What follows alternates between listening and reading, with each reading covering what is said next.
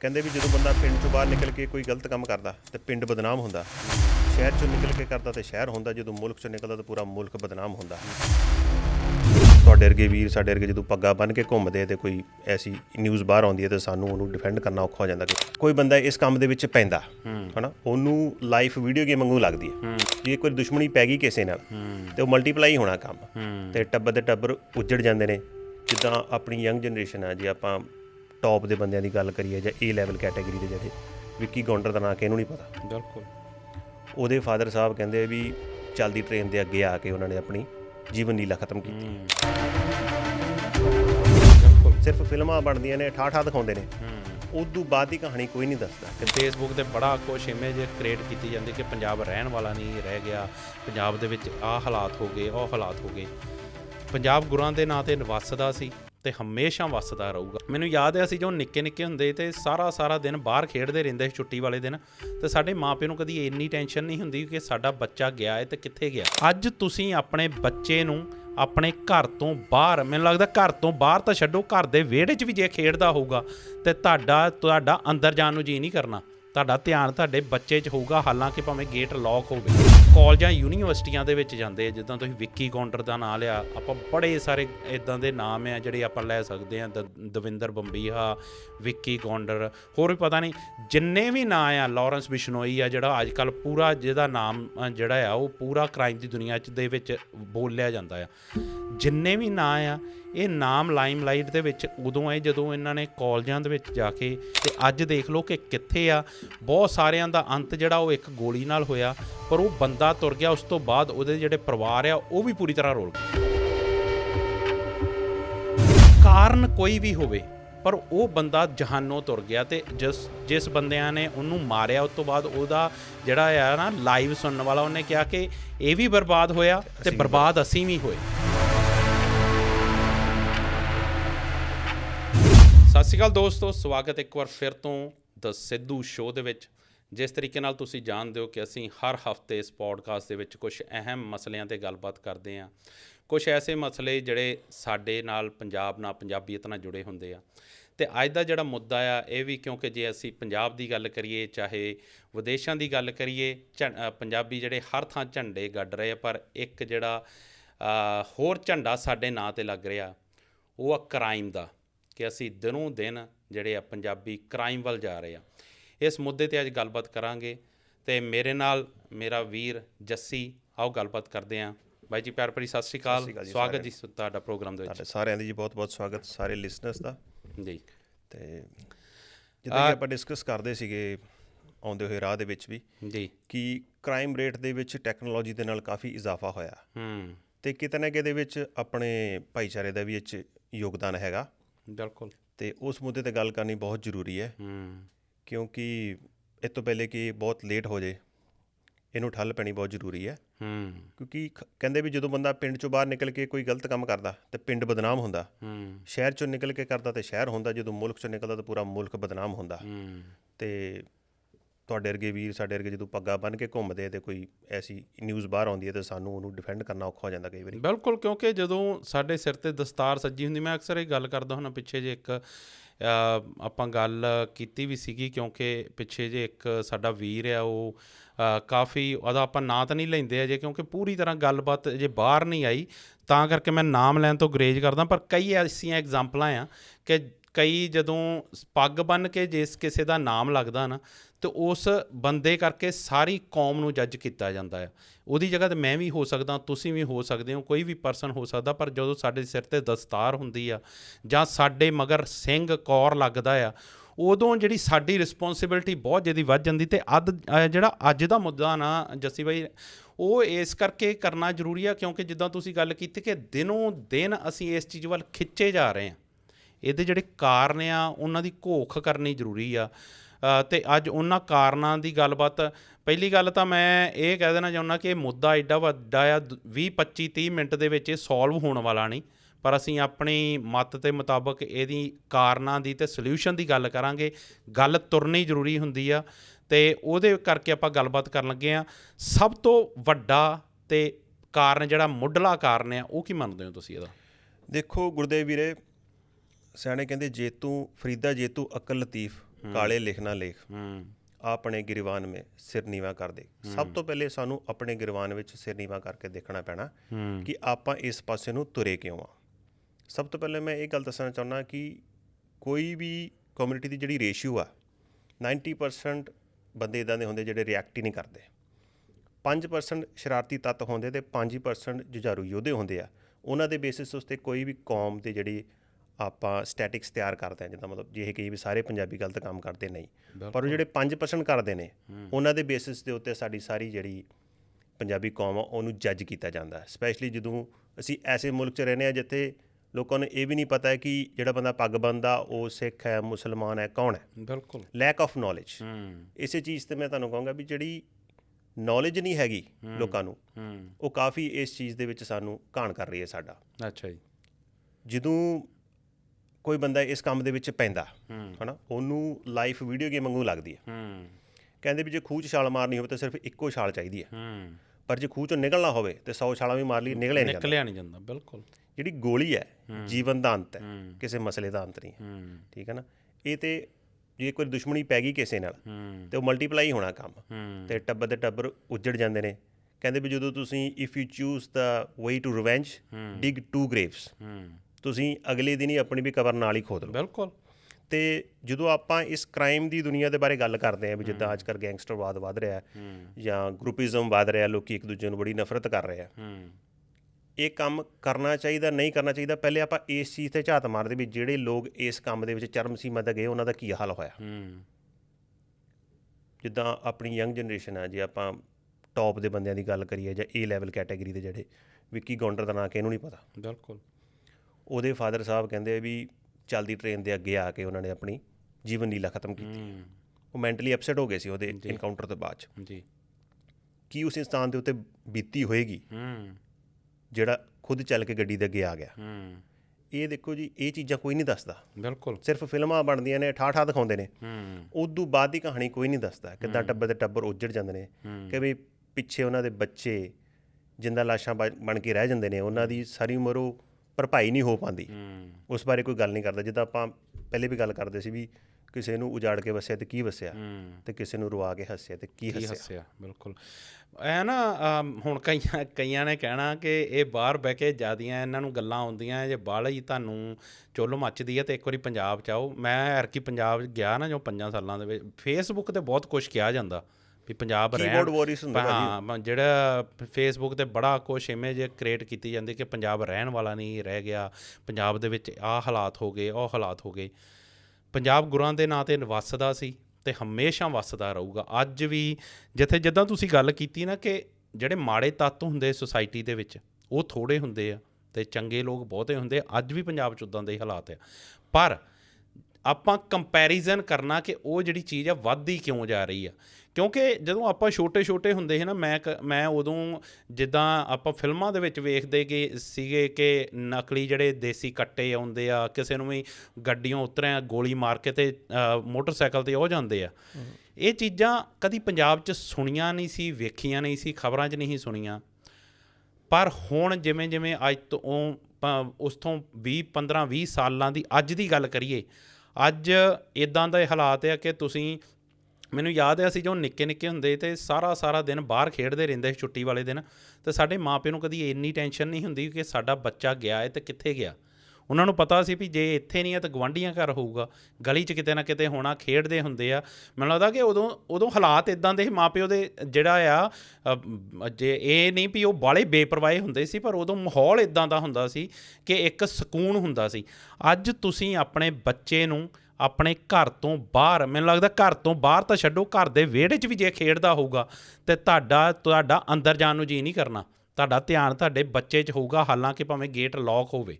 ਇੱਦਾਂ ਦੇ ਹਾਲਾਤ ਹੋ ਗਏ ਆ। ਅਤੇ ਉਹ ਕਿਤੇ ਨਾ ਕਿਤੇ ਕਾਰਨ ਜਿਹੜੇ, ਕਿਉਂਕਿ ਆਪਾਂ ਗੱਲ ਕਰਨ ਦੀ ਗੱਲ ਕਰ ਰਹੇ, ਤੁਸੀਂ ਅਗਿਆਨਤਾ ਤੋਂ ਗੱਲ ਸ਼ੁਰੂ ਕੀਤੀ ਆ। ਅਗਿਆਨਤਾ ਦੇ ਨਾਲ ਮੈਨੂੰ ਲੱਗਦਾ ਕਿ ਜਦੋਂ ਬੱਚੇ ਜਿਹੜੇ ਆ ਉਹ, ਜੇ ਆਪਾਂ ਇੰਡੀਆ ਦੀ ਗੱਲ ਕਰੀਏ, ਇੱਧਰ ਆਪਾਂ ਬਾਅਦ 'ਚ ਆਉਂਦੇ ਹਾਂ, ਜਦੋਂ ਬੱਚੇ ਕਾਲਜਾਂ ਯੂਨੀਵਰਸਿਟੀਆਂ ਦੇ ਵਿੱਚ ਜਾਂਦੇ ਆ, ਜਿੱਦਾਂ ਤੁਸੀਂ ਵਿੱਕੀ ਕੌਂਡਰ ਦਾ ਨਾਂ ਲਿਆ, ਆਪਾਂ ਬੜੇ ਸਾਰੇ ਇੱਦਾਂ ਦੇ ਨਾਮ ਆ ਜਿਹੜੇ ਆਪਾਂ ਲੈ ਸਕਦੇ ਹਾਂ, ਦਵਿੰਦਰ ਬੰਬੀਹਾ, ਵਿੱਕੀ ਕੌਂਡਰ, ਹੋਰ ਵੀ ਪਤਾ ਨਹੀਂ ਜਿੰਨੇ ਵੀ ਨਾਂ ਆ, ਲਾਰੈਂਸ ਬਿਸ਼ਨੋਈ ਆ ਜਿਹੜਾ ਅੱਜ ਕੱਲ੍ਹ ਪੂਰਾ ਜਿਹਦਾ ਨਾਮ ਜਿਹੜਾ ਆ ਉਹ ਪੂਰਾ ਕ੍ਰਾਈਮ ਦੀ ਦੁਨੀਆ 'ਚ ਦੇ ਵਿੱਚ ਬੋਲਿਆ ਜਾਂਦਾ ਆ, ਜਿੰਨੇ ਵੀ ਨਾਂ ਆ ਇਹ ਨਾਮ ਲਾਈਮਲਾਈਟ ਦੇ ਵਿੱਚ ਉਦੋਂ ਆਏ ਜਦੋਂ ਇਹਨਾਂ ਨੇ ਕਾਲਜਾਂ ਦੇ ਵਿੱਚ ਜਾ ਕੇ ਅਤੇ ਪੋਲੀਟਿਕਸ ਵੱਲ ਜਾਂ ਕਹਿ ਲਓ ਕਿ ਬਦਮਾਸ਼ੀ ਵੱਲ ਪੈਰ ਧਰਾਵਾ ਕਰਨਾ ਸ਼ੁਰੂ ਕੀਤਾ। ਕਿਉਂਕਿ ਜਦੋਂ ਬੱਚਾ ਆਪਣੀ ਜਵਾਨੀ ਦੇ ਵਿੱਚ ਹੁੰਦਾ ਨਾ ਤਾਂ ਇਹ ਚੀਜ਼ਾਂ ਉਹਨੂੰ ਇੰਪਰੈਸ ਕਰਦੀਆਂ, ਸਾਨੂੰ ਵੀ ਕਰਦੀਆਂ ਹੁੰਦੀਆਂ। ਆਪਾਂ ਜਦੋਂ ਕਾਲਜਾਂ ਦੇ ਵਿੱਚ ਗਏ ਹਾਂ, ਹਰੇਕ ਦਾ ਦਿਲ ਕਰਦਾ ਕਿ ਮੇਰੀ ਟੌਰ ਹੋਵੇ, ਮੈਨੂੰ ਜਿਹੜਾ ਆ ਨਾ ਉਹ ਹਾਲਾਤ ਜਿਹੜੇ ਆ ਉਦੋਂ ਜਦੋਂ ਤੁਸੀਂ ਜਾਂਦੇ ਕਾਲਜਾਂ ਦੇ ਵਿੱਚ ਉਹ ਵਧੋ ਵਧੀ ਉਹ ਚੀਜ਼ਾਂ ਅਟਰੈਕਟ ਕਰਦੀਆਂ। ਪਰ ਜਿੰਨੀਆਂ ਵੀ ਐਗਜ਼ਾਮਪਲਾਂ ਜਿਨ੍ਹਾਂ ਦੇ ਆਪਾਂ ਨਾਂ ਲਏ ਆ, ਇਹ ਸ਼ੁਰੂਆਤ ਇਹਨਾਂ ਦੀ ਬੜੇ ਨਿੱਕੇ ਨਿੱਕੇ ਕੇਸਾਂ ਤੋਂ ਹੋਈ ਆ ਅਤੇ ਅੱਜ ਦੇਖ ਲਓ ਕਿ ਕਿੱਥੇ ਆ। ਬਹੁਤ ਸਾਰਿਆਂ ਦਾ ਅੰਤ ਜਿਹੜਾ ਉਹ ਇੱਕ ਗੋਲੀ ਨਾਲ ਹੋਇਆ, ਪਰ ਉਹ ਬੰਦਾ ਤੁਰ ਗਿਆ, ਉਸ ਤੋਂ ਬਾਅਦ ਉਹਦੇ ਜਿਹੜੇ ਪਰਿਵਾਰ ਆ ਉਹ ਵੀ ਪੂਰੀ ਤਰ੍ਹਾਂ ਰੁਲ ਗਏ। ਦੇਖੋ ਵੀਰੇ, ਪਤਾ ਕੀ ਹੁੰਦਾ ਵਾ, ਕਈ ਵਾਰੀ ਸਕੂਲ ਦੇ ਵਿੱਚ ਗਰੁੱਪਿਜ਼ਮ ਹੁੰਦੇ ਨੇ, ਸੁਭਾਵਿਕ ਆ, ਛੋਟੀਆਂ ਮੋਟੀਆਂ ਲੜਾਈਆਂ ਉਹ ਕਈ ਵਾਰੀ ਖੁੰਖਾਰ ਰੂਪ ਧਾਰਨ ਲੈਂਦੀਆਂ ਅਤੇ ਇਹੋ ਜਿਹੇ ਰਾਹ 'ਤੇ ਬੰਦੇ ਤੁਰ ਪੈਂਦੇ ਵੀ ਉੱਥੋਂ ਵਾਪਸ ਆਉਣਾ ਫਿਰ ਵਾਪਸੀ ਦੇ ਰਾਹ ਬੰਦ ਹੋ ਜਾਂਦੇ ਆ। ਇੱਕ ਗੱਲ ਸਮਝੋ ਕਿ ਪੂਰੀ ਦੁਨੀਆ ਲਈ ਉਹ ਸਿਰਫ ਇੱਕ ਇਨਸਾਨ ਆ, ਉਹਦੇ ਪਰਿਵਾਰ ਲਈ ਉਹ ਦੁਨੀਆ ਆ। ਅਤੇ ਇੱਕ ਵਾਰੀ ਤੁਸੀਂ ਇਸ ਦਲਦਲ 'ਚ ਫਸ ਗਏ, ਉਸ ਤੋਂ ਬਾਅਦ ਤੁਹਾਨੂੰ ਕੋਈ ਕੱਢ ਨਹੀਂ ਸਕਦਾ, ਤੁਸੀਂ ਚਾਹ ਕੇ ਵੀ ਨਹੀਂ ਨਿਕਲ ਸਕਦੇ। ਕਈ ਬੰਦੇ ਇੰਟਰਵਿਊਜ਼ ਦੇ ਅੰਦਰ ਵੀ ਵਾਪਸ ਆਉਣਾ ਚਾਹੁੰਦੇ, ਪਰ ਉਹਨਾਂ ਦੀ ਦੁਸ਼ਮਣੀ ਇੰਨੀ ਪੈ ਜਾਂਦੀ ਹੈ ਕਿ ਉਹ ਵਾਪਸ ਨਹੀਂ ਆ ਸਕਦੇ, ਚਾਹੁੰਦੇ ਹੋਏ ਵੀ ਵਾਪਸ ਨਹੀਂ ਆ ਸਕਦੇ। Little knowledge is very dangerous. ਮਤਲਬ ਉਹਨਾਂ ਨੂੰ ਪੂਰੀ ਗੱਲ ਦਾ ਨਹੀਂ ਪਤਾ ਹੁੰਦਾ। ਕਹਿੰਦੇ ਨੇ ਵੀ ਗਿਆਨ ਦਾ ਸਭ ਤੋਂ ਵੱਡਾ ਦੁਸ਼ਮਣ ਕੌਣ ਹੈ? ਅਗਿਆਨਤਾ। ਗਿਆਨ ਦਾ ਸਭ ਤੋਂ ਵੱਡਾ ਦੁਸ਼ਮਣ ਹੈ ਗਿਆਨ ਹੋਣ ਦਾ ਭੁਲੇਖਾ। ਅਗਿਆਨ ਬੰਦਾ ਤਾਂ ਫਿਰ ਵੀ ਕਹਿੰਦਾ ਵੀ ਮੈਨੂੰ ਨਹੀਂ ਪਤਾ, ਮੈਨੂੰ ਦੱਸੋ। ਅਤੇ ਜਿਹੜਾ ਕਹਿੰਦਾ ਮੈਨੂੰ ਤਾਂ ਪਤਾ ਹੀ, ਮੈਨੂੰ ਤਾਂ ਦੱਸੋ ਹੀ ਕਸ਼ਾ, ਮੈਨੂੰ ਤਾਂ ਐਂਡ ਤੱਕ ਦੇਖਿਆ, ਮੈਂ ਤਾਂ ਸਾਰਾ ਕੁਛ। ਜਦੋਂ ਉਹ ਐਕਚੁਅਲੀ ਉੱਥੇ ਪਹੁੰਚਦਾ ਆ, ਫਿਰ ਉਹਨੂੰ ਇਹ ਅਹਿਸਾਸ ਹੁੰਦਾ ਵੀ ਇਹ ਤਾਂ ਕੰਮ ਗਲਤ ਹੋ ਗਿਆ। ਜੇ ਅਸੀਂ ਦੇਖੀਏ ਵੀ ਜਿਹੜਾ ਬੰਦਾ 24 ਘੰਟੇ ਡਰ ਵਿੱਚ ਰਹਿੰਦਾ, ਉਹ ਕਿਤੇ ਬਾਹਰ ਅੰਦਰ ਨਹੀਂ ਜਾ ਸਕਦਾ, ਪੁਲਿਸ ਵੀ ਉਹਦੀ ਦੁਸ਼ਮਣ ਆ, ਉਹਦੀ ਰਾਈਵਲ ਗੈਂਗਸ ਵੀ ਉਹਦੇ ਦੁਸ਼ਮਣ ਨੇ, ਘਰ-ਬਾਰ ਤੋਂ ਉਹ ਦੂਰ ਹੋ ਗਿਆ, ਆਪਣੇ ਬੱਚਿਆਂ ਨੂੰ ਜਾਂ ਆਪਣੇ ਮਾਂ ਪਿਓ ਨੂੰ ਉਹ ਨਹੀਂ ਮਿਲ ਸਕਦਾ। ਕੀ ਜ਼ਿੰਦਗੀ ਬੰਦੇ ਦੀ। ਬਿਲਕੁਲ ਇਹੀ ਤਾਂ ਗੱਲ ਉਹ ਹੈ ਨਾ ਕਿ ਉਹ ਬਾਅਦ 'ਚੋਂ ਚੀਜ਼ਾਂ, ਪਰ ਇਸ ਚੀਜ਼ ਨੂੰ ਨਾ ਕਿਤੇ ਜੱਸੀ ਵੀਰੇ ਗਲੋਰੀਫਾਈ ਜਿਹੜਾ ਕੀਤਾ ਜਾਂਦਾ ਨਾ ਇਸ ਚੀਜ਼ ਨੂੰ, ਕਿਉਂਕਿ ਹੁਣ ਤੁਸੀਂ ਦੇਖ ਲਓ ਕਿ ਫੇਸਬੁੱਕ ਆ, ਸੋਸ਼ਲ ਮੀਡੀਆ ਦਾ ਜ਼ਮਾਨਾ ਆ।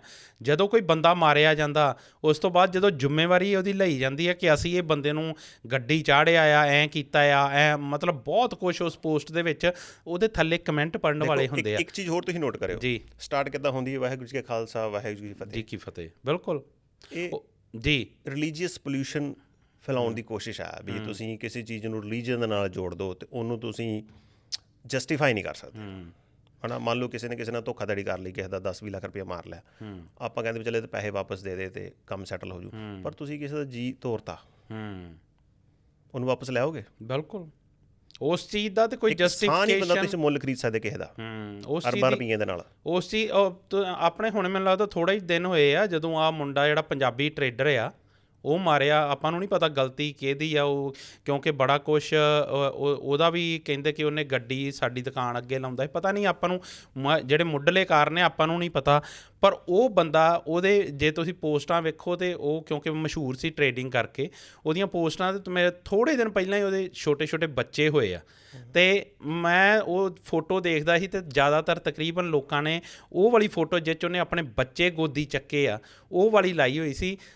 ਕਾਰਨ ਕੋਈ ਵੀ ਹੋਵੇ, ਪਰ ਉਹ ਬੰਦਾ ਜਹਾਨੋਂ ਤੁਰ ਗਿਆ, ਅਤੇ ਜਿਸ ਬੰਦਿਆਂ ਨੇ ਉਹਨੂੰ ਮਾਰਿਆ ਉਸ ਤੋਂ ਬਾਅਦ ਉਹਦਾ ਜਿਹੜਾ ਆ ਨਾ ਲਾਈਵ ਸੁਣਨ ਵਾਲਾ, ਉਹਨੇ ਕਿਹਾ ਕਿ ਇਹ ਵੀ ਬਰਬਾਦ ਹੋਇਆ ਅਤੇ ਬਰਬਾਦ ਅਸੀਂ ਵੀ ਹੋਏ। ਮੈਂ ਤੁਹਾਨੂੰ ਗੱਲ ਇਹ ਸਮਝਣ ਦੀ ਲੋੜ ਆ ਕਿ ਬਚਦਾ ਬਚਾਅ ਉੱਥੇ ਕਿਸੇ ਦਾ ਨਹੀਂ। ਕਬਰਾਂ ਦੋ ਹੀ ਪੁੱਟਣੀਆਂ ਪੈਣੀਆਂ, ਆਪਣੀ ਵੀ ਨਾਲ ਹੀ ਪੁੱਟਣੀ ਪੈਣੀ ਜੇ ਇਸ ਰਾਹ 'ਤੇ ਤੁਰਨਾ ਨਾ। ਬਿਲਕੁਲ। ਅਤੇ ਬਾਕੀ ਦੇਖੋ ਉਸ ਕੇਸ ਦੇ ਵਿੱਚ ਜਿਹੜੀ ਹਥਿਆਰ ਦੀ ਨੁਮਾਇਸ਼ ਆ ਜਾਂ ਉਹਦੀ ਗਲੋਰੀਫਿਕੇਸ਼ਨ ਆ ਉਹ ਗਲਤ ਸੀ।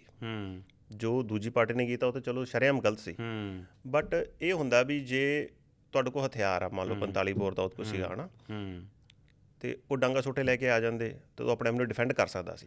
ਜਦੋਂ ਅਗਲੇ ਨੂੰ ਪਤਾ ਵੀ ਤੁਹਾਡੇ ਕੋਲ ਆਹ ਹਥਿਆਰ ਹੈ, ਜੇ ਉਹ ਤਾਂ ਦੂਜਾ ਬੰਦਾ ਤੁਹਾਡੇ 'ਤੇ ਹਮਲਾ ਕਰੇਗਾ ਉਹ ਤੋਂ ਤਗੜਾ ਹਥਿਆਰ ਲੈ ਕੇ ਆਏਗਾ, ਜਾਂ ਤੁਹਾਨੂੰ ਹਥਿਆਰ ਕੱਢਣ ਹੀ ਨਹੀਂ ਦੇਗਾ ਜਿੱਦਾਂ ਉਹਨਾਂ ਨੇ ਉਹਨੂੰ ਕੱਢਣ ਨਹੀਂ ਦਿੱਤਾ।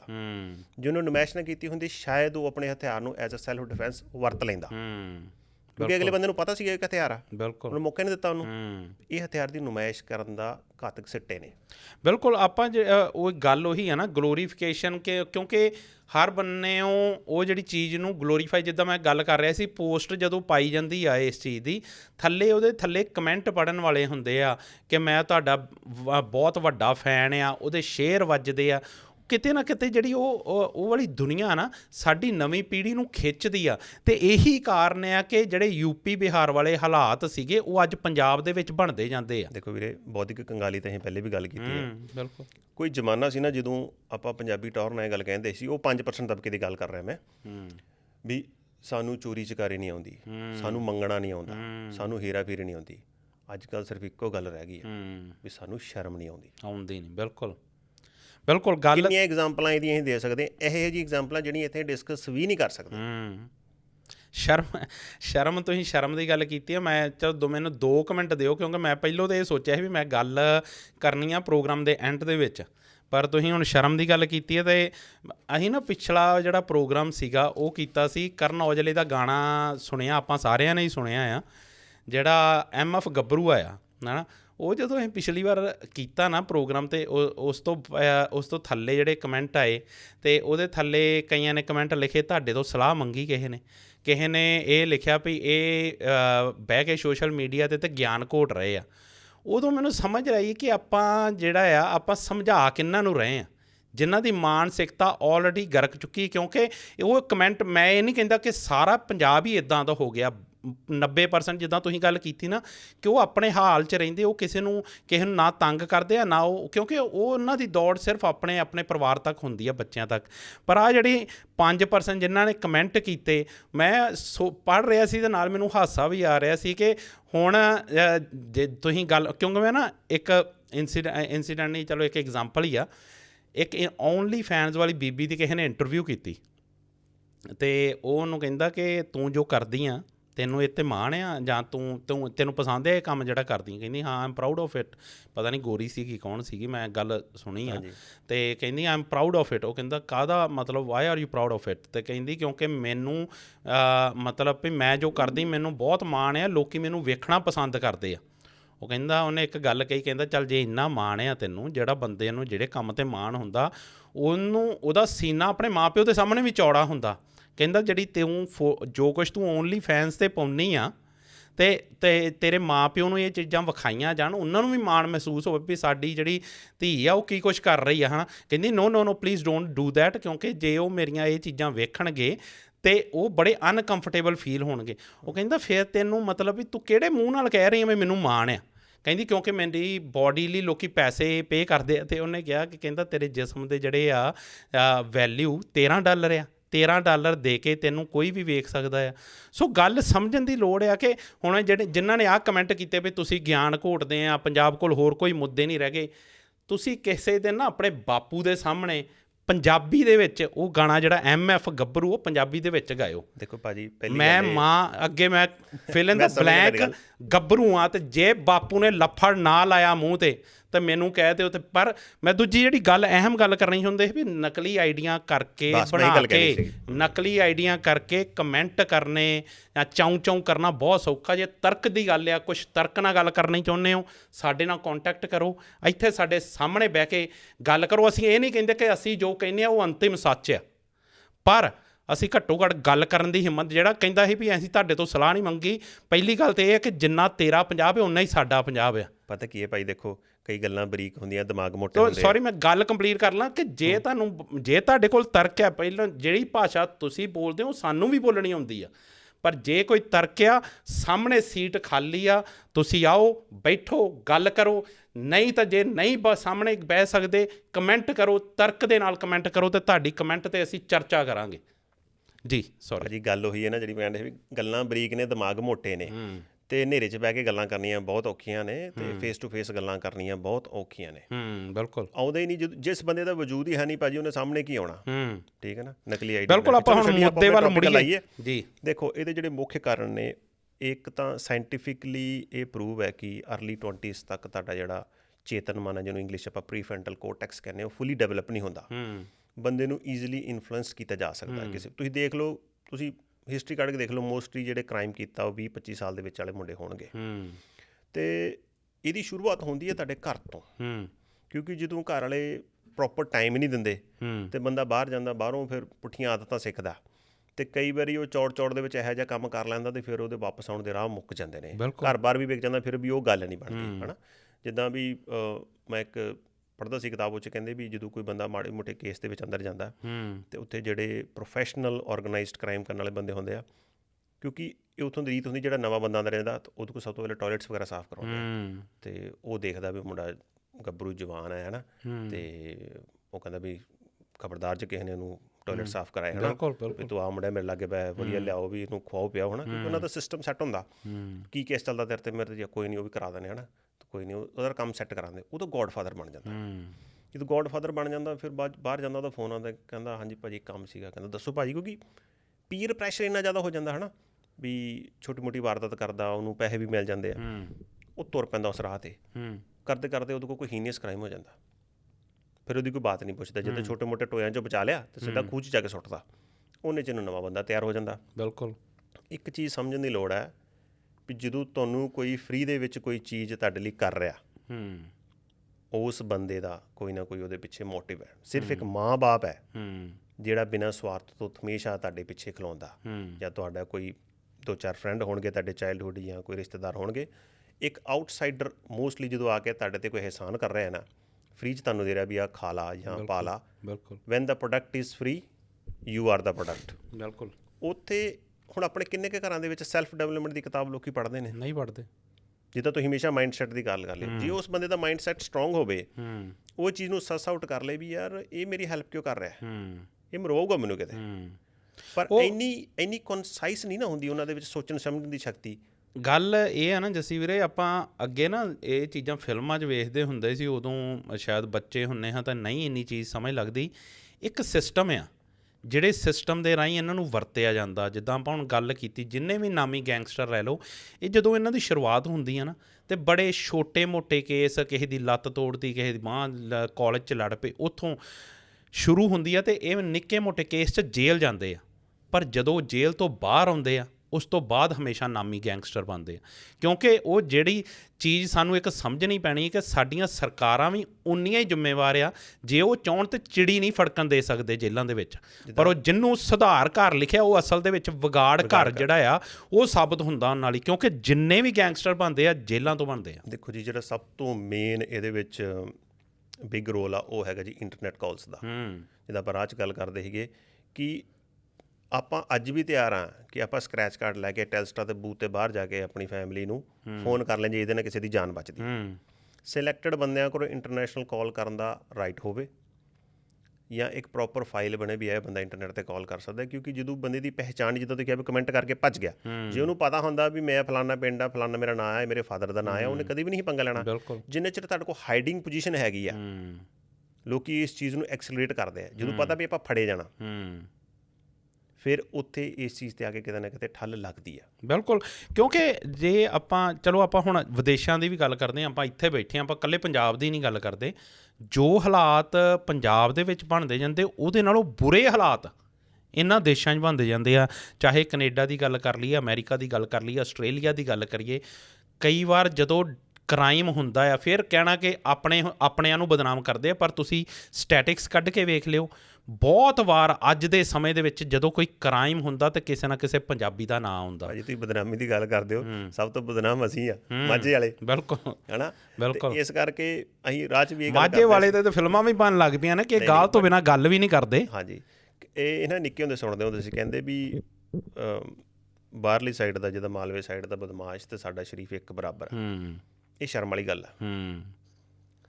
ਅਤੇ ਦੁੱਖ ਉਦੋਂ ਹੁੰਦਾ ਹੈ ਜਦੋਂ ਕਈ ਲੋਕ ਇਸ ਚੀਜ਼ ਨੂੰ ਪ੍ਰਾਊਡਲੀ ਫੀਲ ਕਰਦੇ ਵੀ ਹਾਂ ਹੈਗੇ ਆ ਮਾਝੇ ਵਾਲਾ, ਜਾਊ ਦੇਖੀ ਜਾਊ। ਭਾਈ ਇਹ ਕਹਿਣਾ ਬਹੁਤ ਸੌਖਾ, ਕਹਿੰਦੇ ਨਾ ਜੋ ਹੋਈ ਦੇਖੀ ਜਾਊ, ਪਰ ਜੋ ਹੁਣ ਹੋ ਰਹੀ ਹੈ ਨਾ, ਕਹਿੰਦੇ ਉਹ ਦੇਖੀ ਨਹੀਂ ਜਾ ਰਹੀ। ਜਿਹੜੇ ਬੰਦੇ, ਭਾਜੀ ਸੌਰੀ ਤੁਹਾਡੀ ਗੱਲ ਕਰੀ, ਜਦੋਂ ਕਿਸੇ ਤੇ ਕੋਰਟ ਕਚਹਿਰੀ ਚੱਲਦੀ ਆ, ਅਸੀਂ ਇਹ ਚੀਜ਼ਾਂ ਪਰਸਨਲੀ ਆਪਣੇ ਤੇ ਪਰਿਵਾਰ ਦੇ ਉੱਤੇ ਕਿਤੇ ਨਾ ਕਿਤੇ ਹੰਢਾਈਆਂ। ਜਿਹੜਾ ਬੰਦਾ ਐਕਚੁਅਲੀ ਕੋਰਟ ਕਚਹਿਰੀਆਂ ਦੇ ਧੱਕੇ ਖਾਂਦਾ, ਜਦੋਂ ਉਹਨਾਂ ਦੀਆਂ ਕੰਧਾਂ ਵੀ ਪੈਸੇ ਮੰਗਦੀਆਂ ਨੇ, ਜੁੱਤੀਆਂ ਘਸ ਜਾਂਦੀਆਂ ਨੇ ਉੱਥੇ ਜਾ ਕੇ, ਹੈ ਨਾ, ਚੁੱਲ੍ਹਿਆਂ 'ਚ ਘਾਹ ਉੱਗ ਜਾਂਦੇ ਆ, ਉਹਨਾਂ ਨੂੰ ਗਾਣੇ ਵੀ ਨਹੀਂ ਚੰਗੇ ਲੱਗਦੇ ਉਦੋਂ। ਬਿਲਕੁਲ ਦੁਨੀਆ ਖਤਮ ਹੋ ਜਾਂਦੀ ਆ। ਐਕਚੁਅਲੀ ਟੇਸਟ ਨਹੀਂ ਕੀਤਾ ਹਨਾ, ਜਿਹਨੇ ਇਹਨੂੰ ਵੀਡੀਓ ਗੇਮ ਵਾਂਗੂ ਬਾਹਰੋਂ ਦੇਖਿਆ, ਜਿਹਨੂੰ ਅਧੂਰਾ ਸੱਚ ਪਤਾ ਹੈ, ਪੂਰਾ ਸੱਚ ਨਹੀਂ ਪਤਾ, ਉਹ ਲੋਕ ਇਸ ਚੀਜ਼ 'ਚ ਇਨਵੋਲਵ ਹੁੰਦੇ ਆ ਤੇ ਫਿਰ ਜਦੋਂ ਫਸ ਜਾਂਦੇ ਫਿਰ ਉਹ ਚੀਕਾਂ ਮਾਰਦੇ ਵੀ ਸਾਨੂੰ ਕੱਢੋ। ਬਿਲਕੁਲ। ਤੁਸੀਂ ਨਾ ਮਾਝੇ ਦੀ ਗੱਲ ਕੀਤੀ, ਮਾਝੇ ਦੀ ਐਕਚੁਅਲੀ ਵਾਕਈ ਪਿਕਚਰ, ਆਪਾਂ ਦੋਵੇਂ ਮਾਝੇ ਤੋਂ ਆ ਤਾਂ ਆਪਾਂ ਉਹ ਗੱਲ ਕਰ ਸਕਦੇ ਹਾਂ ਕਿ ਮਾਝੇ ਦੀ ਨਾ ਬਣਾ ਹੀ ਇਹ ਦਿੱਤਾ ਗਿਆ ਕਿ ਹਰ ਘਰ ਦੇ ਵਿੱਚ ਬਲੈਕੀ ਆ, ਹਰ ਘਰ ਦੇ ਵਿੱਚ ਬਦਮਾਸ਼ ਹੀ ਜੰਮਦਾ ਆ। ਉਹ ਜਿਹੜੀ ਪਿਛਲੀ ਫਿਲਮ ਵੀ ਆਈ ਸੀ ਮਝੈਲ, ਮੈਨੂੰ ਵੇਖ ਕੇ ਸਮਝ ਨਹੀਂ ਲੱਗੀ ਕਿ ਇਹ ਮਾਝੇ ਵਾਲਿਆਂ ਨੂੰ ਵਿਖਾਇਆ ਕੀ ਗਿਆ। ਉਹਦੇ ਵਿੱਚ ਇੱਕ ਡਾਇਲੋਗ ਸੀ ਕਿ ਜੇ ਤੇਰੀ ਪੋਸਟਿੰਗ ਜਿਹੜੀ ਆ ਉਹ ਤਰਨਤਾਰਨ ਪੁਲਿਸ ਵਾਲੇ ਨੂੰ ਕਹਿ ਰਹੀ ਕਿ ਜੇ ਤੇਰੀ ਪੋਸਟਿੰਗ ਉੱਥੇ ਹੋ ਗਈ, ਉੱਥੇ ਤਾਂ ਬੰਦੇ ਦੀ ਲਾਸ਼ ਵੀ ਨਹੀਂ ਮਿਲਦੀ। ਅਸੀਂ ਭਾਈ ਉਹਨਾਂ ਇਲਾਕਿਆਂ 'ਚੋਂ ਹੀ ਆਏ ਹਾਂ। ਜਿਹੜੇ ਮਾਝੇ ਦੀ ਗੱਲ ਤੁਸੀਂ ਕਰਦੇ ਹੋ, ਜਿਹੜਾ ਮਾਝਾ ਤੁਹਾਨੂੰ ਬਦਮਾਸ਼ਾਂ ਦਾ ਲੱਗਦਾ ਸਭ ਤੋਂ ਜ਼ਿਆਦਾ, ਚਾਹੇ 84 ਦੀ ਗੱਲ ਕਰ ਲਓ, 47 ਤਾਂ ਚਲੋ ਪੂਰੇ ਪੰਜਾਬ ਨੇ ਹੰਡਾਇਆ, 84 ਦੀ ਗੱਲ ਕਰ ਲਓ, ਜਾਂ ਉਸ ਤੋਂ ਪਹਿਲੋਂ ਦੀ ਗੱਲ ਕਰ ਲਓ, ਜੇ ਪੁਰਾਣੇ ਸਮੇਂ ਦੇ ਵਿੱਚ ਅਬਦਾਲੀ ਹੋਣਾ ਦੀ ਗੱਲ, ਕਿਸੇ ਵੀ ਗੱਲ ਕਰ ਲਓ, ਸਭ ਤੋਂ ਜ਼ਿਆਦਾ ਸੰਤਾਪ ਮਾਝੇ ਨੇ ਹੰਡਾਇਆ। ਹਮੇਸ਼ਾ ਮਾਝੇ ਥਾਣੀ ਆਉਂਦੇ ਰਹੇ ਤੇ ਮਝੈਲ ਹਮੇਸ਼ਾ ਉਹਨਾਂ ਨੂੰ ਰੋਕਦੇ ਰਹੇ। ਜਿੱਥੇ ਮਾਝੇ ਵਾਲੇ ਤੁਹਾਨੂੰ ਬਦਮਾਸ਼ ਲੱਗਦੇ, ਉੱਥੇ ਮਾਝੇ ਵਾਲੇ ਯੋਧੇ ਵੀ ਸੀ, ਯੋਧੇ ਹੈਗੇ ਆ। ਪਰ ਤੁਹਾਨੂੰ ਹਮੇਸ਼ਾ ਇਹ ਲੱਗਦਾ ਕਿ ਇਹ ਸ਼ਾਇਦ ਗਾਲ ਤੋਂ ਹੀ ਗੱਲ ਸ਼ੁਰੂ ਕਰਦੇ ਆ। ਉਹ ਫਿਲਮਾਂ ਦੇ ਵਿੱਚ ਬਹੁਤ ਕੁਝ ਸਾਡੇ ਵਿੱਚ ਪੈਨੀਟਰੇਟ ਕੀਤਾ ਜਾਂਦਾ ਆ। ਉਹ ਇੱਕ ਸਿਸਟਮ, ਜਿਹੜੀ ਆਪਾਂ ਸਿਸਟਮ ਦੀ ਗੱਲ ਕਰਦੇ ਸੀ। ਪਰ ਹੁਣ ਮੈਂ ਚਾਹੁੰਦਾ ਕਿ ਆਪਾਂ ਥੋੜ੍ਹੀ ਜਿਹੀ ਨਾ ਬਾਹਰਲੇ ਦੇਸ਼ਾਂ ਦੀ ਗੱਲ ਕਰੀਏ ਕਿ ਇੱਥੇ ਦੇ ਹਾਲਾਤ, ਜਿਵੇਂ ਮੈਂ ਗੱਲ ਕਰ ਰਿਹਾ ਕਿ ਬਹੁਤ ਸਾਰੇ ਜਦੋਂ ਵੀ ਇੰਸੀਡੈਂਟ ਹੁੰਦੇ ਆ, ਬਹੁਤ ਸਾਰੇ ਇੰਸੀਡੈਂਟ ਹੁੰਦੇ ਆ ਅਤੇ ਕਿਤੇ ਨਾ ਕਿਤੇ ਪੰਜਾਬੀ ਦਾ ਨਾਂ ਜੁੜਦਾ ਆ। ਮੈਂ ਇੱਕ ਪੋਜ਼ੀਟਿਵ ਇੰਸੀਡੈਂਟ ਹੋਇਆ, ਉਹਦਾ ਵੀ ਨਾਂ ਮੈਂ ਨਾਲ, ਇੱਥੇ ਤੁਸੀਂ ਵੇਖਿਆ ਹੀ ਹੋਣਾ ਸੋਸ਼ਲ ਮੀਡੀਆ 'ਤੇ, ਇੱਕ ਮੁੰਡਾ ਆ, ਉਹਨੇ ਉਹ ਆਸਟ੍ਰੇਲੀਆ ਪੋਸਟ ਦੇ ਵਿੱਚ ਸੀ ਅਤੇ ਉਹਨੇ ਜਾ ਕੇ ਘਰ ਪਾਰਸਲ ਦੇਣ ਗਿਆ ਅਤੇ ਉਹ ਬੀਬੀ ਘਰ ਨਹੀਂ। ਉਹਨੇ ਇਹ ਵੇਖਿਆ ਪਾਰਸਲ ਰੱਖ ਕੇ, ਉਹਨੇ ਸਿਰਫ ਇਹ ਵੇਖਿਆ ਕਿ ਮੀਂਹ ਪੈਂਦਾ, ਉਹਨੇ ਕੰਮ ਇੱਕ ਨਿੱਕਾ ਜਿਹਾ ਕੀਤਾ। ਉਹਨੇ ਕੱਪੜੇ ਉਹਦੇ ਜਿਹੜੇ ਬਾਹਰ ਸੀਗੇ ਉਹ ਲਾ ਕੇ ਅਤੇ ਉਹਦੇ ਅੰਦਰ ਰੱਖਤੇ। ਅਗਲੇ ਦਿਨ ਬਾਈ ਜੀ ਉਹਨੇ, ਬੀਬੀ ਨੇ ਵੀਡੀਓ ਪਾਈ ਕਿ ਆਹ ਜਿਹੜਾ ਬੰਦਾ ਆ, I am really thankful to him. ਪਤਾ ਨਹੀਂ ਕਿੰਨੀਆਂ ਕੁ ਲਾਈਕਸ ਆਈਆਂ, ਕਿੰਨੇ ਕੁ ਸ਼ੇਅਰਸ ਵੱਜੇ। ਉਸ ਤੋਂ ਬਾਅਦ ਇੱਥੋਂ ਦੇ ਵੱਡੇ TV ਚੈਨਲ ਨੇ ਉਹਨਾਂ ਦੋਨਾਂ ਦੀ ਇੰਟਰਵਿਊ ਕੀਤੀ। ਆਪਣਾ ਗੱਲ ਕਹਿਣ ਦਾ ਮੰਤਵ ਇਹ ਹੈ ਕਿ ਚਾਹੇ ਅਸੀਂ ਚੰਗਾ ਕੰਮ ਕਰਦੇ ਹਾਂ, ਚਾਹੇ ਅਸੀਂ ਕੋਈ ਬੁਰਾ ਕੰਮ ਕਰਦੇ ਹਾਂ, ਪਰ ਜਦੋਂ ਸਾਡੇ ਸਿਰ 'ਤੇ ਦਸਤਾਰ ਸੱਜੀ ਹੁੰਦੀ ਆ, ਸਾਡੀ ਰਿਸਪੌਂਸਿਬਿਲਟੀ ਵੱਧ ਜਾਂਦੀ ਹੈ, ਅਸੀਂ ਰੀਪ੍ਰਜੈਂਟ ਕਰਦੇ ਹਾਂ। ਇੱਥੇ ਦੀ ਗੱਲ ਕਰੀਏ, ਤੁਹਾਨੂੰ ਇੱਥੋਂ ਦਾ ਕੀ ਲੱਗਦਾ ਕਿ ਇੱਥੇ ਕਾਰਨ ਕੀ ਹੈ ਜਿਹੜੇ ਵੱਡੇ, ਜਿਹੜੇ, ਕਿਉਂਕਿ ਹੁਣ ਟੀਨਏਜਰਸ, ਨਿੱਕੇ ਨਿੱਕੇ ਜਿਹੜੇ ਆ ਬੱਚੇ ਸਾਡੇ, ਉਹ ਵੀ ਕ੍ਰਾਈਮ ਨਾਲ ਜੁੜਦੇ ਜਾ ਰਹੇ ਆ, ਜਿਹੜਾ ਬਹੁਤ ਵੱਡਾ ਇੱਕ ਚਿੰਤਾ ਦਾ ਵਿਸ਼ਾ ਆ। ਦੇਖੋ ਜੀ, ਬੈਕ ਇਨ ਇੰਡੀਆ ਇੱਕ ਬੜਾ ਤਾਣਾ ਬਾਣਾ ਹੁੰਦਾ, ਚਾਚੇ, ਤਾਏ, ਮਾਮੇ, ਮਾਸੜ, ਭੂਆ, ਫੁੱਫੜ, ਹੈ ਨਾ। ਤੁਸੀਂ ਜਿੱਦਾਂ ਸਟਾਰਟਿੰਗ 'ਚ ਗੱਲ ਕੀਤੀ ਵੀ ਕਿਤੇ ਵੀ ਜਾਂਦੇ ਤਾਂ ਸਾਡੇ 'ਤੇ ਵਿਜੀਲੈਂਸ ਰਹਿੰਦੀ ਸੀ, ਵੀ ਇੰਨਾ ਵੀ ਹੱਕ ਹੁੰਦਾ ਸੀ ਲੋਕਾਂ ਨੂੰ ਵੀ ਜੇ ਤੁਹਾਡਾ ਜਵਾਕ ਕੋਈ ਗਲਤ ਕੰਮ ਕਰਦਾ, ਮੈਂ ਤਾਂ ਥੱਪੜ ਮਾਰ ਸਕਾਂ ਵੀ ਚੱਲ ਵੀ ਤੂੰ ਗੁਰਦੇਵ ਦਾ ਨਿਆਣਾ, ਤੂੰ ਇੱਥੇ ਕਰਦਾ, ਹੈ ਨਾ। ਅਤੇ ਉਹਦੇ ਪਿੱਛੇ ਇਹ ਨਹੀਂ ਵੀ ਤੁਸੀਂ ਡਾਂਗ ਲੈ ਕੇ ਮੇਰੇ ਪਿੱਛੇ ਵਜਣਾ, ਜੇ ਤੇਰੇ ਚਾਚੇ ਨੇ ਮਾਰਿਆ ਤਾਂ ਕੋਈ ਗੱਲ ਹੋਊ ਤਾਂ ਹੀ ਮਾਰਿਆ, ਪਰ ਤੂੰ ਦੱਸਦਾ ਹੀ ਨਹੀਂ ਸੀਗਾ। ਹੁਣ ਜ਼ਮਾਨਾ ਇੱਦਾਂ ਦਾ ਆ ਗਿਆ ਕਿ ਮੈਨੂੰ ਲੱਗਦਾ ਪਹਿਲੇ ਮਾਰਨ ਦੀ, ਚਪੇੜ ਮਾਰਨ ਦੀ ਤੇ ਲੋੜ ਹੀ ਨਹੀਂ ਪੈਂਦੀ, ਘੂਰ ਹੀ ਬਹੁਤ ਸੀ। ਉਹ ਵੀ ਨਹੀਂ ਵੀ ਤੁਹਾਡਾ ਚਾਚਾ ਹੀ ਹੋਣਾ ਚਾਹੀਦਾ, ਪਿੰਡ 'ਚੋਂ ਵੀ ਕੋਈ, ਪਿੰਡ ਦਾ ਵੀ ਕੋਈ ਚਾਚਾ ਤਾਇਆ ਲੱਗਦਾ, ਉਦੋਂ ਸਾਰਿਆਂ ਨੂੰ ਚਾਚੇ ਤਾਂ ਹੀ ਕਹੀਦਾ ਸੀ। ਪਿੰਡ ਦਾ ਕੋਈ ਤੁਹਾਨੂੰ ਦੂਰੋਂ ਵੇਖ ਲੈਂਦਾ ਸੀ ਨਾ, ਉਹ ਇੱਕ ਵਾਰੀ ਘੂਰੀ ਵੱਟਦੇ, ਤੁਸੀਂ ਘਰ ਤੋਂ ਪਹਿਲਾਂ ਰੁਕਦੇ ਨਹੀਂ ਹੁੰਦੇ। ਇੱਦਾਂ ਦੇ ਆਈਸੋਲੇਸ਼ਨ ਦਾ ਜ਼ਮਾਨਾ ਹੈ ਨਾ, ਨਿਊਕਲੀਅਰ ਫੈਮਲੀਜ਼ ਨੇ ਅਤੇ ਮਾਂ ਬਾਪ ਕੰਮਾਂ 'ਤੇ ਚਲੇ ਜਾਂਦੇ ਨੇ, ਅਤੇ ਉਹ ਫਿਰ ਬਾਹਰੋਂ ਜੋ ਵੀ ਸਿੱਖਦੇ ਨੇ ਜਾਂ ਇੰਟਰਨੈਟ ਦੇ ਥਰੂ ਤੁਹਾਨੂੰ ਪਤਾ ਹੀ ਕੀ ਪਰੋਸਿਆ ਜਾਂਦਾ ਹੈ। ਅਤੇ ਸਾਡੇ ਅਤੇ ਇਹਨਾਂ ਦੇ ਕਲਚਰ ਦੇ ਵਿੱਚ ਬਹੁਤ ਫਰਕ ਹੈ, ਅਤੇ ਕਈ ਚੀਜ਼ਾਂ ਅਸੀਂ ਗੈਪ ਫਿਲ ਨਹੀਂ ਕਰ ਪਾਉਂਦੇ। ਜਿੱਦਾਂ ਆਪਾਂ ਸਟਾਰਟਿੰਗ ਦੇ ਵਿੱਚ ਅਗਿਆਨਤਾ ਦੀ ਗੱਲ ਕਰਦੇ ਸੀ ਵੀ ਇੰਡੀਆ ਦੇ ਵਿੱਚ ਕੋਈ ਨਵਾਂ ਬੰਦਾ ਮੰਨ ਲਓ ਇੱਥੇ ਆਇਆ, ਹੈ ਨਾ, ਅਤੇ ਇੰਡੀਆ ਦੇ ਵਿੱਚ ਕਿਸੇ ਦਾ ਥੱਪੜ ਥੁੱਪੜ ਮਾਰਤਾ ਮਾੜੀ ਮੋਟੀ, ਉਦੋਂ ਲੋਕੀ ਪੈਪ ਕੇ ਚਲੋ ਹੈ ਨਾ। ਇੱਥੇ ਤੁਸੀਂ ਇੱਕ ਵਾਰੀ ਕਿਸੇ ਦੇ ਹਿੱਟ ਕਰਤਾ, ਉਹਨੂੰ ਵਨ ਪੰਚ ਕੈਨ ਕਿਲ, ਠੀਕ ਹੈ ਨਾ। ਹੁਣ ਜਿੱਦਾਂ ਆਪਾਂ ਰਾਹ 'ਚ ਵੀ ਗੱਲ ਕਰਦੇ ਸੀਗੇ ਕਿ ਕਦੀ ਤੁਸੀਂ ਇੰਡੀਆ ਦੇ ਵਿੱਚ ਇਹ ਸੋਚਿਆ ਸੀਗਾ ਵੀ ਕਿਸੇ ਸੱਪ ਨੂੰ ਮਾਰਨ 'ਤੇ ਤੁਹਾਨੂੰ $16,000 ਜੁਰਮਾਨਾ ਹੋ ਸਕਦਾ ਹੈ, ਅਤੇ ਨੇਚਰ ਕੰਜ਼ਰਵੇਸ਼ਨ ਐਕਟ 1992 ਦੇ ਤਹਿਤ ਤੁਹਾਨੂੰ ਉਹ ਪੂਰੀ ਕਾਰਵਾਈ ਹੁੰਦੀ ਤੁਹਾਡੇ 'ਤੇ। ਜੇ ਤੁਸੀਂ ਇੰਡੀਆ ਤੱਕ ਜਾ ਕੇ ਕਿਸੇ ਨੂੰ ਕਹਿੰਦੇ ਪਹਿਲੇ ਵੀ ਸੱਪ ਮਾਰਨ 'ਤੇ 8 ਲੱਖ ਦਾ ਜੁਰਮਾਨਾ ਹੁੰਦਾ, ਕਹਿਣਾ ਪਾਗਲ ਹੋ ਗਿਆ, ਦਾ ਇਲਾਜ ਕਰੋ। ਪਰ ਇੱਥੇ ਉਹ ਚੀਜ਼ਾਂ ਐਗਜ਼ਿਸਟ ਕਰਦੀਆਂ ਨੇ। ਜੇ ਤੁਸੀਂ ਨਵੇਂ ਆਉਂਦੇ ਹੋ, ਤੁਹਾਨੂੰ ਕਈ ਵਾਰੀ ਪਤਾ ਹੀ ਨਹੀਂ ਲੱਗਦਾ ਵੀ ਇਹ ਕੰਮ ਮੈਂ ਕਰਨਾ ਜਾਂ ਨਹੀਂ ਕਰਨਾ, ਵੀ ਕਿੰਨਾ ਤੱਕ ਹੀਨੀਅਸ ਕ੍ਰਾਈਮ ਹੈ ਜਿਹੜਾ ਮੈਂ ਚੌੜ 'ਚ ਕਰੀ ਜਾ ਰਿਹਾ। ਬਿਲਕੁਲ। ਅਤੇ ਬਾਕੀ ਫ਼ਰਕ ਤਾਂ ਕਈ ਗੱਲਾਂ ਦਾ ਪੈਂਦਾ, ਜਿੱਦਾਂ ਆਪਾਂ ਇੱਕ ਹੋਰ ਚੀਜ਼ ਡਿਸਕਸ ਕਰਦੇ ਸੀ ਵੀ ਦੇਖੋ ਜੀ, ਗੱਲ ਤਾਂ ਥੋੜ੍ਹੀ ਕੌੜੀ ਹੈ, ਬਟ ਜਿੰਨਾ ਚਿਰ ਆਪਣੇ ਬੰਦੇ ਬਾਹਰ ਜਾ ਕੇ ਸਥਾਈ ਤੌਰ 'ਤੇ ਨਾਗਰਿਕਤਾ ਨਹੀਂ ਲੈਂਦੇ, ਉਹਨਾਂ ਚਿਰ 'ਤੇ ਬੰਦੇ ਦੇ ਪੁੱਤ ਬਣ ਕੇ ਰਹਿੰਦੇ ਆ। ਕਿਤੇ ਨਾ ਕਿਤੇ ਜਦੋਂ ਉਹਨਾਂ ਨੂੰ ਹੁੰਦਾ ਵੀ ਹਾਂ ਹੁਣ ਆਪਾਂ ਸੈੱਟ ਹੋ ਗਏ, ਸਾਡਾ ਕਿਸੇ ਨੇ ਕੀ ਵਿਗਾੜ ਲੈਣਾ, ਉਹ ਵੀ ਕੁਝ ਕੁ % ਲੋਕਾਂ ਨੂੰ ਉਹ ਚੀਜ਼ ਹਵਾ ਦਿੰਦੀ ਹੈ ਵੀ ਆਪਾਂ ਹੁਣ ਜਿੱਦਾਂ ਅਮਰ ਹੋ ਗਏ ਹਾਂ ਤੇ ਆਪਾਂ ਕੋਈ ਵੀ ਪੰਗਾ ਲੈ ਸਕਦੇ ਹਾਂ। ਇਹ ਜਿਹੜੀ ਗੱਲ ਤੁਸੀਂ ਕਰ ਰਹੇ ਹੋ ਨਾ, ਮੈਂ ਇਹਦੇ ਦੋ ਪੱਖ ਹੈ ਐਕਚੁਅਲੀ। ਇੱਕ ਪੱਖ ਤੇ ਇਹ ਆ ਕਿ ਦੋਨੇ ਸਾਈਡ ਸਾਨੂੰ ਦੋਨੇ ਜਿਹੜੇ ਵਿਚਾਰਨੇ ਪੈਣੇ ਆ।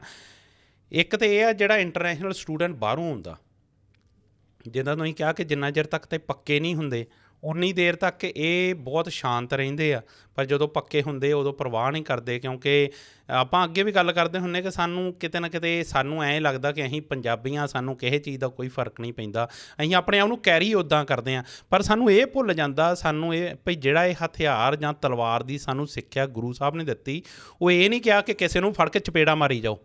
ਉਹਨਾਂ ਨੇ ਕਿਹਾ ਕਿ ਤਲਵਾਰ ਉਦੋਂ ਚੁੱਕੀਆਂ ਜਦੋਂ ਸਾਰੇ ਹੀਲੇ ਮੁੱਕ ਜਾਣ, ਅਤੇ ਤਲਵਾਰ ਹਮੇਸ਼ਾ ਗਊ ਗਰੀਬ ਦੀ ਰੱਖਿਆ ਕਰਨ ਲਈ ਚੁੱਕਣੀ ਆ।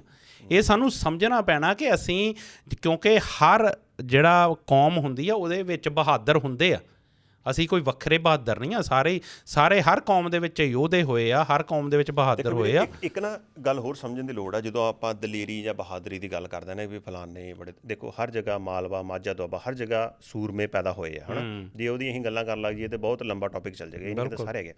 ਹੁਣ ਜੇ ਦਲੇਰੀ ਦੀ ਗੱਲ ਕਰੀਏ, ਦਲੇਰੀ ਦਾ ਮਤਲਬ ਇਹ ਨਹੀਂ ਵੀ ਤੁਸੀਂ ਜਾ ਕੇ ਕਿਸੇ ਦਾ ਸਿਰ ਪਾੜਤਾ। ਜਦੋਂ ਕਿਸੇ ਨੂੰ ਪੈਸੇ ਧੇਲੀ ਦੀ ਲੋੜ ਤੇ ਗਾਂਹ ਹੋ ਕੇ ਆਪਣਾ ਦਸਵੰਧ ਕੱਢਦੇ ਹੋ, ਜਾਂ ਉਹਨੂੰ ਪੈਸੇ ਦਿੰਦੇ ਹੋ, ਜਾਂ ਗਾਂਹ ਹੋ ਕੇ ਕਿਤੇ ਹੈਲਪ ਕਰਦੇ ਹੋ, ਉਹ ਬਹੁਤ ਵੱਡੀ ਦਲੇਰੀ ਹੈ। ਸੱਚ ਬੋਲਣਾ ਬਹੁਤ ਵੱਡੀ ਦਲੇਰੀ ਹੈ। ਸੱਚ ਨਾਲ ਖੜਨਾ ਵੱਡੀ ਦਲੇਰੀ, ਬਹੁਤ ਵੱਡੀ ਦਲੇਰੀ ਹੈ, ਹੈ ਨਾ। ਦਲੇਰੀ ਦਾ ਮਤਲਬ ਇਹ ਨਹੀਂ ਹੁੰਦਾ ਵੀ ਕਿਸੇ ਨੂੰ ਜਾ ਕੇ ਢਾਲੋ। ਬਿਲਕੁਲ ਆਪਣੇ ਕਨਸੈਪਟ ਕਲੀਅਰ ਕਰੀਏ। ਹੁਣ ਇੱਕ ਸਾਡੇ 'ਚ ਇੱਕ ਹੋਰ ਚੀਜ਼ ਹੁੰਦੀ ਹੈ ਵੀ ਆਪਾਂ ਜਦੋਂ ਤੁਰਦੇ ਹਾਂ ਤਾਂ ਆਪਾਂ ਹੋਰ ਕਿਸੇ ਨੂੰ ਟਿੱਚ ਨਹੀਂ ਸਮਝਦੇ, ਕੋਈ ਬਿਹਾਰੀ ਆ ਜਾਂ ਕੋਈ ਗੁਜਰਾਤੀ ਆ, ਅਸੀਂ ਉਹਨਾਂ ਨੂੰ ਸਮਝਦੇ ਕੱਖ ਨਹੀਂ। ਬਿਲਕੁਲ ਸੌਰੀ ਟੂ ਸੇ, ਬਟ ਇਹ ਕਿਤੇ ਨਾ ਕਿਤੇ ਸਾਡੇ 'ਚ ਐਟੀਟਿਊਡ ਡਿਵੈਲਪ ਹੋ ਜਾਂਦਾ।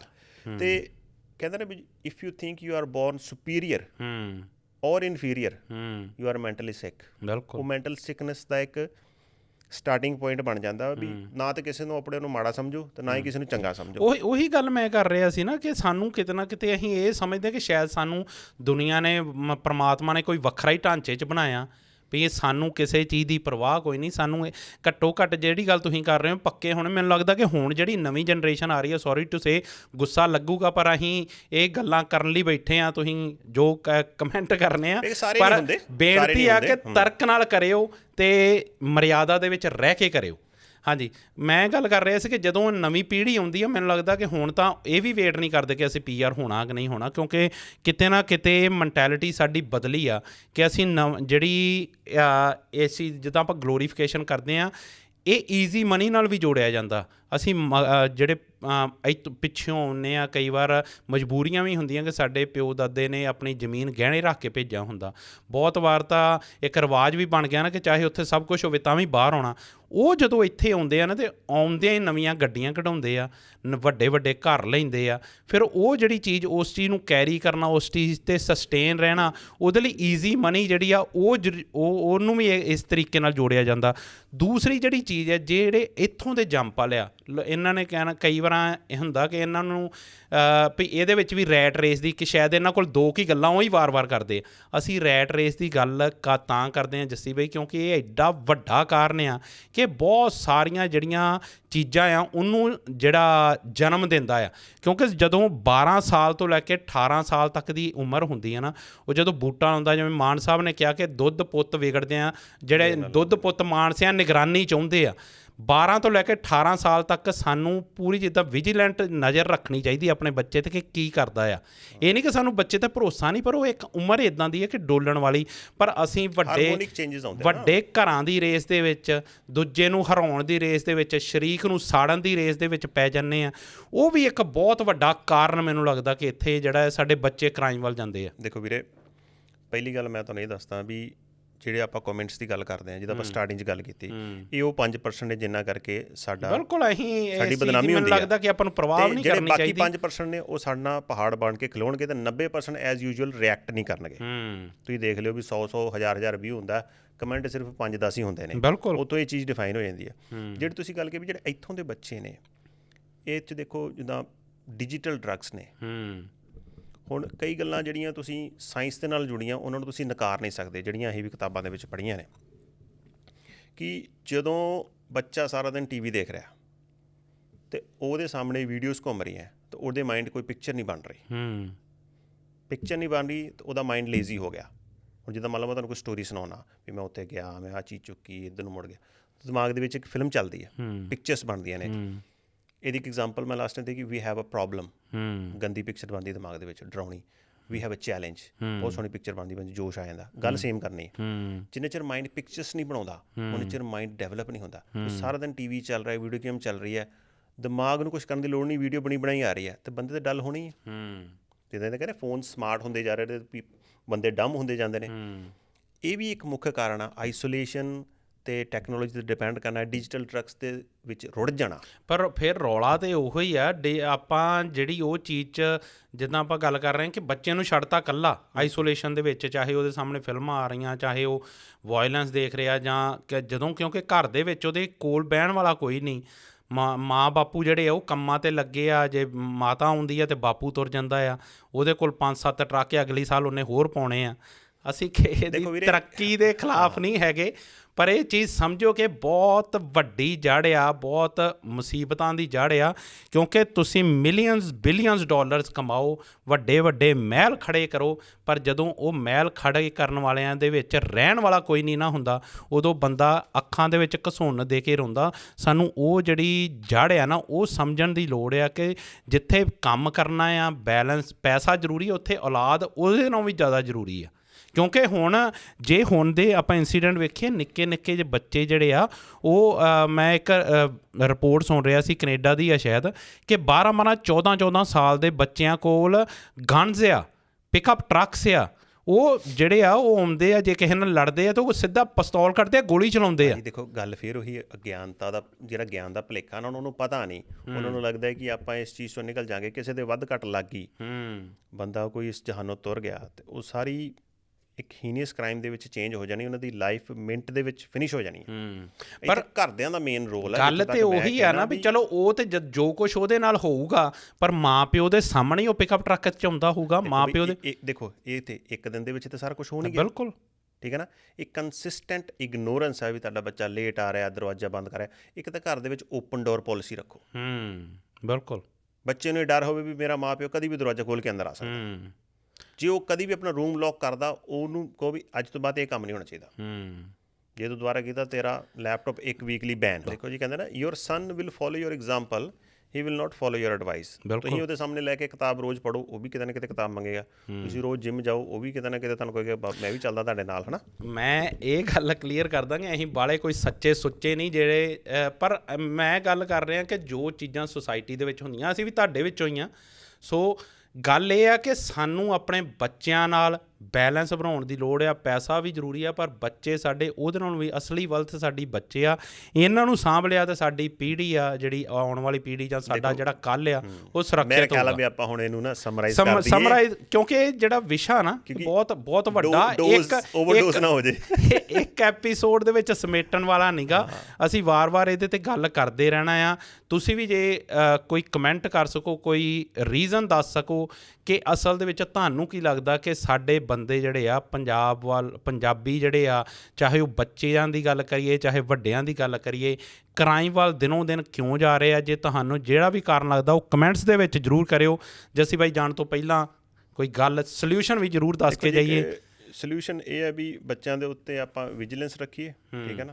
ਅਤੇ ਜਿੱਦਾਂ ਤੁਸੀਂ ਗੱਲ ਕਰ ਹੀ ਦਿੱਤੀ ਵੀ ਲਾਈਫ ਇਜ਼ ਅ ਬੈਲੈਂਸ, ਬਿਲਕੁਲ ਠੀਕ ਹੈ ਨਾ। ਆਪਾਂ ਬਿਲਕੁਲ ਵੀ ਜੀ ਸਦਕੇ ਕਮਾਈਆਂ ਕਰੋ, ਬਟ ਅਸਲੀ ਜਾਇਦਾਦ, ਮੈਂ ਤਾਂ ਉਸ ਬੰਦੇ ਨੂੰ ਕਿਸਮਤ ਦਾ ਧਨੀ ਮੰਨਦਾ। ਮੈਂ ਕਹਿੰਦਾ ਉਹਦੀ ਲੋਟਰੀ ਲੱਗੀ ਹੈ ਜਿਹਦਾ ਧੀ ਪੁੱਤ ਸਾਊ ਆ। ਬਿਲਕੁਲ। ਸਾਊ ਉਹ ਤਾਂ ਹੀ ਬਣੇਗਾ ਜੋ ਮਾਂ ਪਿਓ ਦੀ ਛਤਰ ਛਾਇਆ ਦੇ ਹੇਠ ਰਹੇਗਾ। ਅਤੇ ਕਰਮ ਚੰਗੇ ਕਰੀਏ, ਭਾਵੇਂ ਤੁਸੀਂ ਕੋਈ ਵੀ ਦੁਨੀਆ ਦੀ ਰਿਲੀਜੀਅਸ ਕਿਤਾਬ ਦੇਖ ਲਓ, ਪੂਰਾ ਵਰਲਡ ਦੇਖ ਲਓ, ਕਰਮਾਂ ਦੀ ਗੱਲ ਹਰ ਜਗ੍ਹਾ ਹੁੰਦੀ ਹੈ। ਬਾਣੀ ਵਿੱਚ ਵੀ ਹੋਈ ਹੈ ਵੀ ਕਰਮੀ ਆਵੇ ਕੱਪੜਾ ਤੇ ਨਦਰੀ ਮੁੱਕ ਦਵਾਰ। ਜੋ ਅੱਜ ਅਸੀਂ, ਸਾਡੇ ਕੱਪੜੇ ਨੇ, ਜਿਹੜਾ ਸਰੀਰ ਸਾਡੇ ਕਰਮ ਹੈ, ਅਤੇ ਨਾਮ ਹੀ ਮੁਕਤੀ ਦਾ ਦੁਆਰ ਹੈ, ਠੀਕ ਹੈ ਨਾ, ਜਿਹਨੂੰ ਮੈਡੀਟੇਸ਼ਨ ਦੇ ਤੌਰ ਦੇ ਵਿੱਚ ਗੋਰੇ ਕਰਦੇ ਨੇ। ਸਾਡੇ ਗੁਰੂ ਸਾਹਿਬ ਦਸਵੰਧ ਕਹਿੰਦੇ ਸੀ ਇਹ 10% GST ਲੈਂਦੇ ਆ, ਹੈ ਨਾ। ਅਤੇ ਉਹ ਬੇਸਿਕਸ ਸੇਮ ਨੇ। ਅਤੇ ਆਪਾਂ ਕੋਈ ਇੱਦਾਂ ਦਾ ਕੰਮ ਨਾ ਕਰੀਏ ਵੀ ਜਿਹਦੇ ਕਰਕੇ ਆਉਣ ਵਾਲੀ ਪੀੜ੍ਹੀ ਨੂੰ ਪਛਤਾਉਣਾ ਪਵੇ। ਬਿਲਕੁਲ। ਸੋ ਇਹ ਜਿੱਦਾਂ ਮੈਂ ਗੱਲ ਕੀਤੀ ਕਿ ਇਹ ਜਿਹੜਾ ਮੁੱਦਾ ਆ ਇਹ 30-35 ਮਿੰਟ ਦੇ ਵਿੱਚ ਸਮੇਟਣ ਵਾਲਾ ਨਹੀਂ, ਇਹਦੇ ਬਹੁਤ ਸਾਰੇ ਕਾਰਨ ਆ। ਅਸੀਂ ਆਪੋ ਆਪਣੇ ਘਰ ਤੋਂ ਸ਼ੁਰੂ ਕਰੀਏ, ਕਿਤੇ ਨਾ ਕਿਤੇ ਉਸ ਚੀਜ਼ ਦੀ ਪੜਚੋਲ ਕਰਨੀ ਸ਼ੁਰੂ ਕਰੀਏ ਕਿ ਇਹ ਜਿਹੜੀ ਪ੍ਰੋਬਲਮ ਆ ਕਿਤੇ ਸਾਡੇ ਘਰ 'ਚ ਐਗਜ਼ਿਸਟ ਤਾਂ ਨਹੀਂ ਕਰਦੀ, ਅਤੇ ਜੇ ਕਰਦੀ ਆ ਉਹਦੇ ਕਾਰਨ ਕੀ ਆ। ਮੈਨੂੰ ਲੱਗਦਾ ਕਿ ਜੇ ਆਪਾਂ ਆਪੋ ਆਪਣਾ ਘਰ ਸੰਭਾਲ ਲਿਆ ਤਾਂ ਸਾਡਾ ਸਮਾਜ ਜਿਹੜਾ ਆ ਉਹ ਆਪਣੇ ਆਪ ਸੁਧਰ ਜੂਗਾ। ਸੋ ਤੁਸੀਂ ਕਮੈਂਟ ਜ਼ਰੂਰ ਕਰਿਓ ਕਿ ਤੁਹਾਨੂੰ ਕਿਹੜੇ ਕਾਰਨ ਲੱਗਦੇ ਆ। ਅਤੇ ਜੱਸੀ ਵੀਰੇ ਜਾਣ ਤੋਂ ਪਹਿਲਾਂ ਜੇ ਕੁਝ ਕਹਿਣਾ ਚਾਹੋ, ਕਿਉਂਕਿ ਆਪਣਾ ਸਮਾਂ ਜਿਹੜਾ ਉਹ ਪੂਰਾ ਮੁਕੰਮਲ ਲਾਸਟ ਹੈ। ਗੱਲ ਮੈਂ ਇਹੀ ਕਹੂੰਗਾ ਕਿ ਹਰ ਬੰਦਾ ਇਹ ਚਾਹੁੰਦਾ ਵੀ ਉਹ ਸੁਧਰੇ, ਉਹ ਸੁਧਰੇ, ਉਹ ਸੁਧਰੇ, ਪਰ ਇੱਕੋ ਬੰਦੇ ਨੂੰ ਸੁਧਰਨ ਦੀ ਲੋੜ ਆ, ਉਹ ਆਪਣਾ ਆਪ। ਜੇ ਅਸੀਂ ਆਪਣੇ ਆਪ ਨੂੰ ਸੁਧਾਰ ਲਈਏ ਤਾਂ ਸਾਰਾ ਸਮਾਜ ਸੁਧਰ ਜਾਏਗਾ। ਬਿਲਕੁਲ। ਸੋ ਬਿਲਕੁਲ ਜੀ, ਇਸ ਗੱਲ ਦੇ ਨਾਲ ਹੀ ਮੈਨੂੰ ਲੱਗਦਾ ਕਿ ਆਪਾਂ ਨੂੰ ਮੁਕੰਮਲ ਕਰ ਦੇਣਾ ਚਾਹੀਦਾ, ਅਤੇ ਸਾਨੂੰ ਤੁਹਾਡੇ ਕਮੈਂਟਸ ਦਾ ਇੰਤਜ਼ਾਰ ਰਹੂਗਾ।